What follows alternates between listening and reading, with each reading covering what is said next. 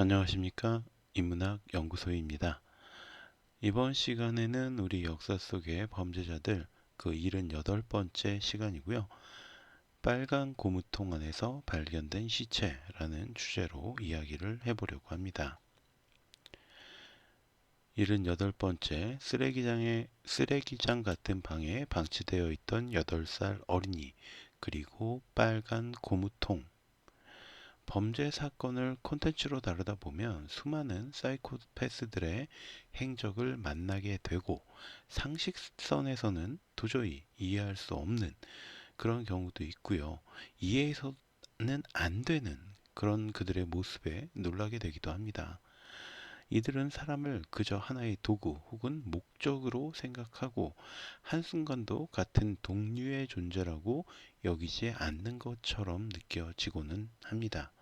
오늘 이야기할 포천에서 벌어진 이 끔찍한 사건 역시 일반인의 상식선에서는 도저히 이해할 수 없는 황당함과 반전, 그리고 분노를 포함하고 있습니다.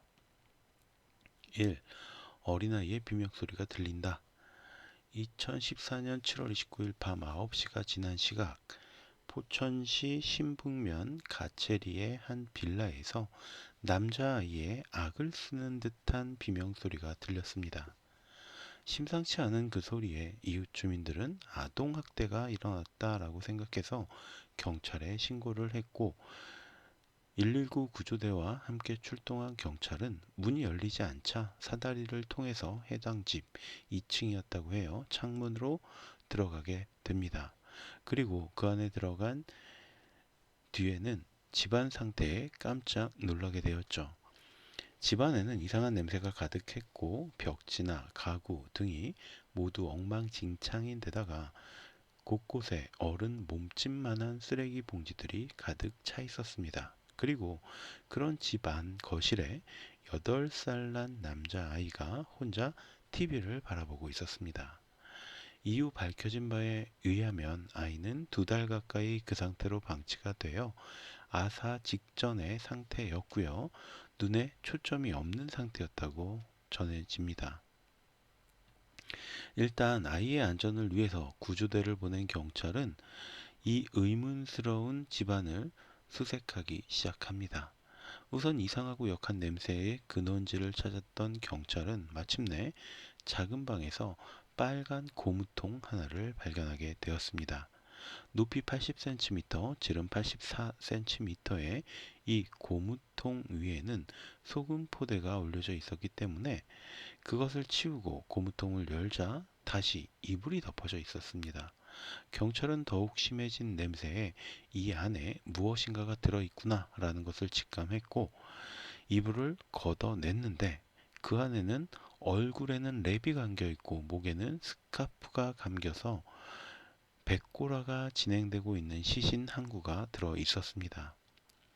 경찰들은 시신의 훼손을 방지하기 위해 고무 통째로 부검실로 옮겼는데 놀라운 것은 이불에 둘둘 말린 백골화 사체를 꺼내자 그 안에 이상한 액체가 보였고 그 안에 또 다른 두개골이 보였습니다.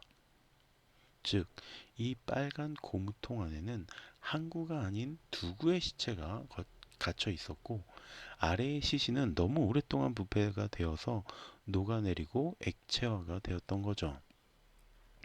경찰들은 어떻게든 이 사체의 신원을 확인해야 했기 때문에 시체가 썩어서 만들어진 액체를 샅샅이 흩었고요. 마침내 일부 지문이 남아있는 손가락과 손바닥의 일부를 건져 올려서 복원화 작업을 시작했습니다. 그리고 시체가 발견된 집의 주인을 찾기 위해 60여 명의 경찰들이 동원이 되어서 수사에 투입이 되었고 마침내 50세의 여성 이 씨를 찾아내는데 성공합니다. 이 밝혀진 끔찍한 범죄 행각. 경찰에게 체포당한 이 씨는 자신의 범죄 행각을 진술했습니다.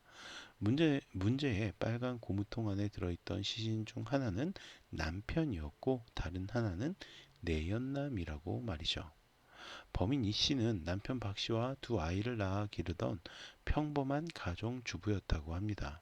그러나 1995년 교통사고로 당시 6살이었던 둘째 아들을 잃은 이 씨는 정신적으로 큰 충격을 받게 됩니다. 심한 우울증을 겪은 이 씨는 남편 박 씨와 매일 다투게 되었고, 별것 중이던 박 씨가 다른 여성과 바람을 피운 사실을 알자 더욱더 엇나가기 시작했습니다. 그녀도 공장에서 일하는 외국인 노동자들과 만나며 임신까지 한 거죠. 처음으로 발견된 8살 남자아이 역시 이 씨가 방글라데시 노동자와의 사이에서 임신해서 낳았던 아이였습니다. 내연남 이 씨의 경우 함께 제과업체 공장에서 일을 하던 중에 눈이 맞아서 내연관계를 시작했는데, 그 사실이 2014년 10월 직장에서 탄로가 나면서 두 사람의 사이가 틀어졌다고 합니다. 사내 불륜이 들통나면서 회사에서 해고 조치를 당한 이 씨는 감정이 격해진 상태였는데, 마침 내연남 이 씨에게 그동안 만나며 함께 썼던 돈의 일부를 돌려달라고 요구를 하자 분노가 폭발했습니다.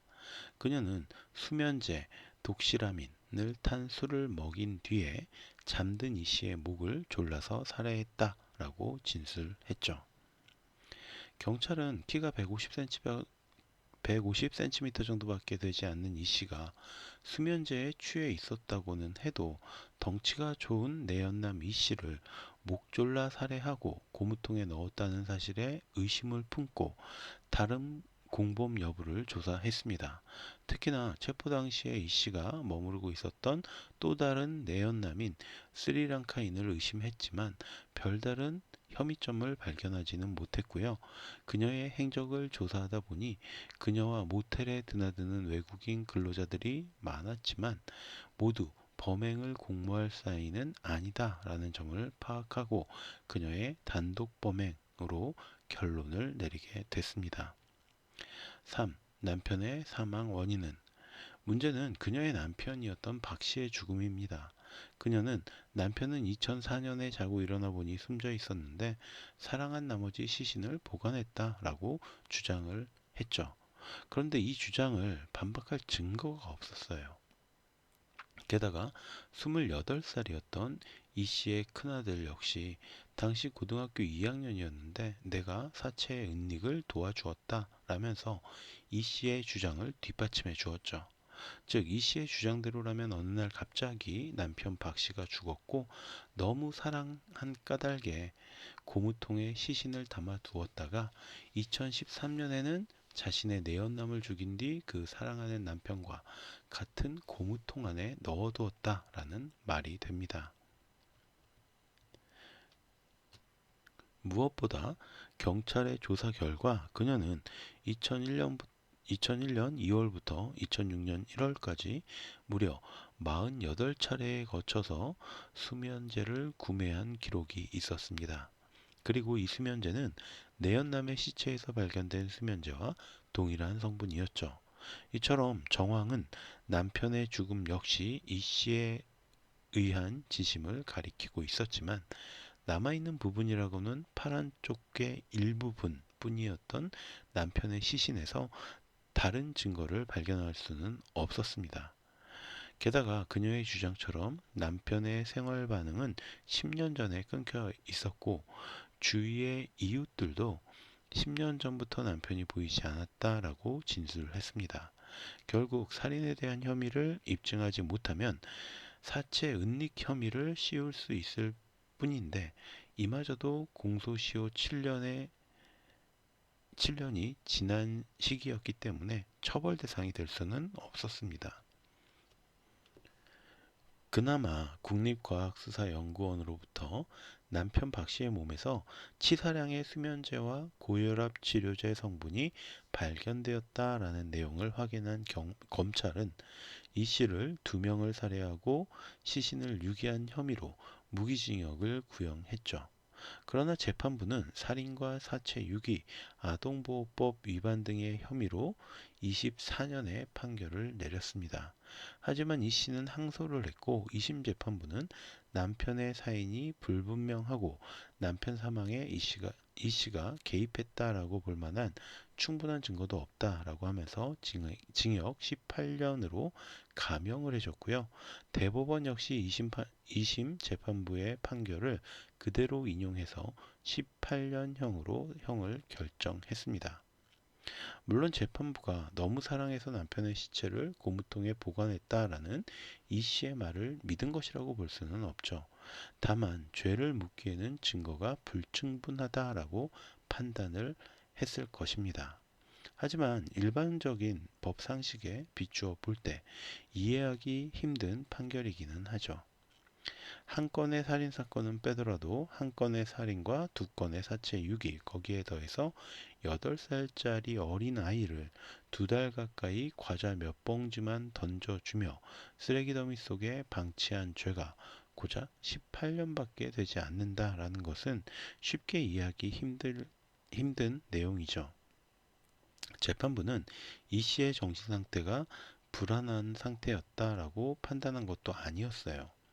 오히려 판결문을 보면 이 씨가 남편이 사망한 후에 보인 기이한 행동은 정서 불안정성 충동적 인격 장애에서 비롯된 것으로 본 반면에 이 씨가 내연남을 살해한 후에 유기할 당시 심신미약 상태에서 했다라고 볼 수는 없다라고 판단을 했습니다. 즉, 내연남의 살해는 계획적으로 이루어졌음을 인정한 겁니다. 그럼에도 불구하고 고작 18년형이라니 도무지 이해할 수 없는 판결이었죠. 결국 이 씨는 2032년 출소 예정입니다. 두 사람을 죽이고 사체를 고무통 안에 10년 가까이 유기를 했고요. 각각 10년, 2년 가까이 유기를 했고 자신의 아들마저 아사 상태에 빠뜨렸던 사람이 불과 70세도 되지 않아서 사회로 돌아오게 된다라는 것입니다.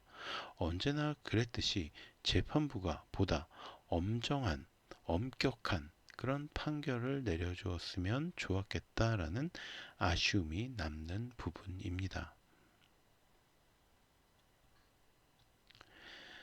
자, 그럼 오늘 이야기는 여기서 마치도록 하고요. 저는 다음 시간에 또 다른 이야기로 찾아뵙도록 하겠습니다.